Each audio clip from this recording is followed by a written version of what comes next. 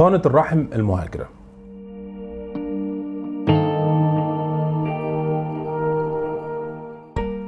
يعني ايه كلمة بطانة رحم مهاجرة؟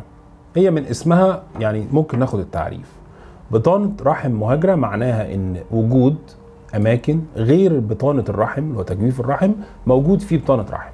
يعني المفروض بطانة الرحم دي مجموعة من الخلايا موجودة داخل تجويف الرحم، لقيناها موجودة في أماكن تانية خارج تجويف الرحم، وبالتالي سموها المهاجرة، يعني بطانة الرحم المهاجرة.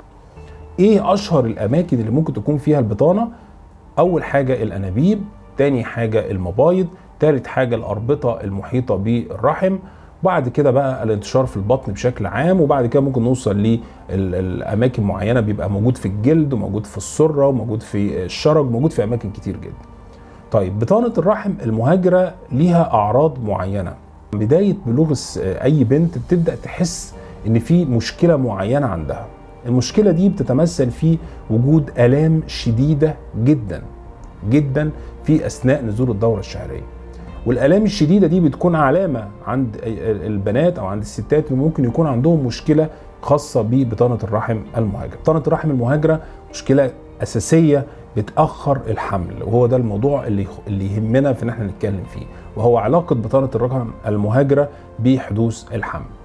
في الحقيقة السيدات اللي عندهم بطانة رحم مهاجرة بيعانوا من أكتر من حاجة. احنا لو قسمنا بطانة الرحم المهاجرة لثلاث أو أربع أقسام أو ثلاث أو أربع درجات، فهنلاقي ان الدرجة الأولى من بطانة الرحم المهاجرة الدرجة الخفيفة، ده ممكن يحصل معاها حمل طبيعي أو بمنشطات وبدون مشاكل، وغالبا السيدات بيحصل معاهم الحمل ده وما بيحسوش ان هم عندهم مشكلة أو بطانة رحم مهاجرة أصلا، وبنكتشفها بالصدفة أثناء الولادة أو في الولادة الثانية أو غيره. الدرجات من أول الدرجة الثانية لحد الدرجة الرابعة بيكون في مشاكل. المشاكل دي بتتمثل في حاجة من اثنين، يا إما في الأنابيب يا إما في المبيض يا إما في الأنابيب والمبيض مع بعض.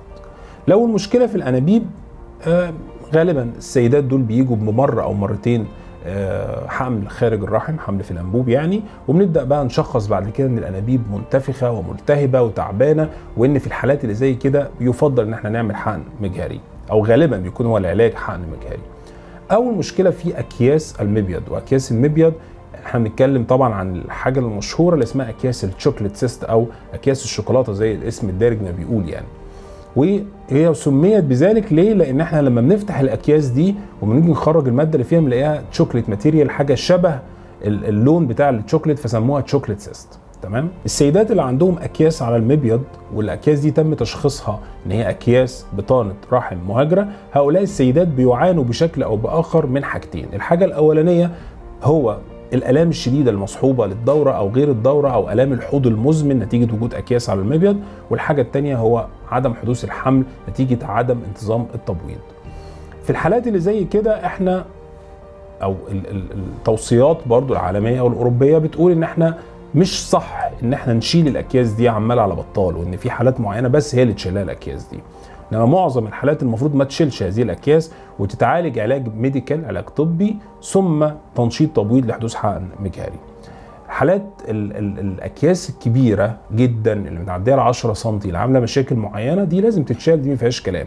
ولكن احنا ليه ما بنشيلش الاكياس الصغيره؟ انها بترجع تتكون تاني للاسف، وبالتالي من الحاله بتسوء وبتصبح في طور الحوض المتجمد او الطور الرابع، وده بيبقى يعني نسب الحمل فيه ضعيفه شويه. حالات بطانة الرحم المهاجرة الفكرة فيها ان هي كل ما اتعالجت بدري، كل ما اتشخصت بدري، وكل ما الست حملت بسرعة، كل ما كانت المشكلة والتأثير أقل. الحاجة التانية المهمة الخاصة بحالات بطانة الرحم المهاجرة ان ما يحصلش تدخلات جراحية كتير في الحالة دي. يعني مش كل شوية ادخل اشيل كيس واخرج، ادخل اعمل فتح بطن واخرج، ادخل اعمل حاجة معينة، ده هيخلي الالتصاقات شديدة جدا، وهيخلينا ننقل بسهوله من الدرجه الثالثه للدرجه الرابعه. انا شايف ان حالات بطانه الرحم المهاجره المشخصه اللي عدى عليها اكتر من سنتين بدون حدوث حمل يلجأوا بسرعه للحقن المجهري، هيبقى اسرع ليهم في حدوث حمل، وافضل ليهم من ان هم ينتظروا بعد كده لما الحاله تسوء او تدخل في درجات متقدمه. شكرا.